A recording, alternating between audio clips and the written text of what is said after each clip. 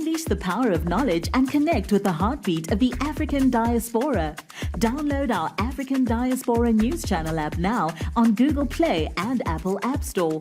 Stay informed with authentic and diverse perspectives, breaking news, and cultural insights.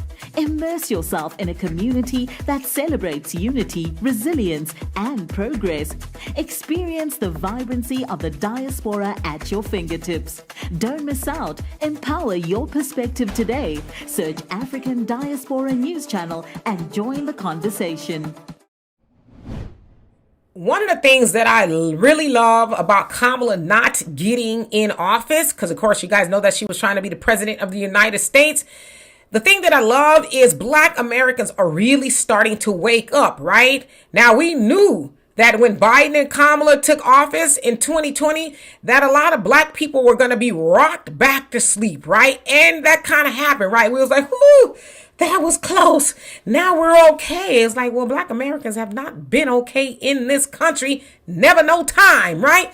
But back to this awakening. So, of course, we're hearing a lot about DEI, diversity, equity, and inclusion. And oh my God, Trump is taking it away. It's going to harm Black people. No, it's not, because it never benefited Black people, okay? So now we're waking up to that. We're saying, oh, it didn't. Oh, you mean it helped white women more? Yes, it did. Oh, I didn't know that. You mean I was crashing out for nothing? Yes, you were crashing out for nothing. But let me say this. Our ancestors didn't have DEI when they left those plantations. They didn't have no help. They knew that Massa and them wasn't trying to help them. In fact, Massa and them was mad that they couldn't keep them no more.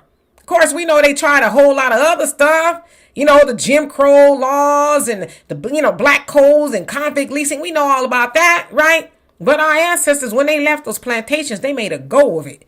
They made all the Wall Streets, the Slocums, the Allentowns, the Rosewoods, and everything you could think of. They made that, and they didn't do it with DEI. There was no diversity, equity, and inclusion programs for them, right? And it hasn't been none for us.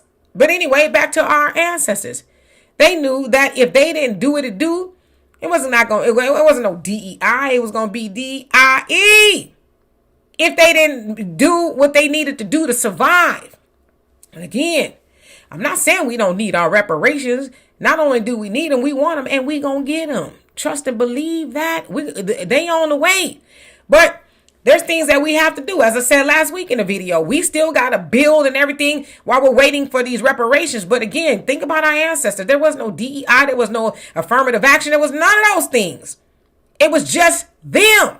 And so with this awakening, we as Black Americans are like, oh, all we got is us? Yes. You mean our ancestors, they did it by themselves. With all that adversity, they did it. And we can too.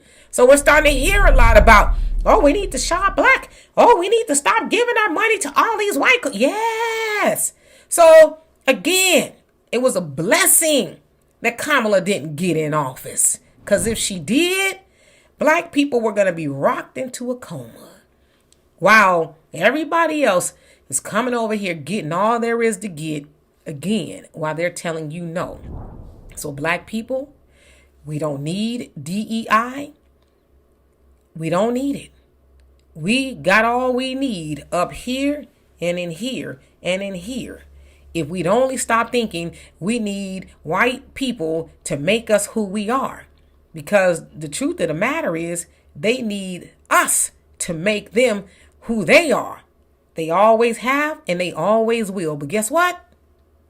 We got to go do for self and nobody else until we get our stuff off the ground. So anyway, y'all let me know what you think of that. And for more insight,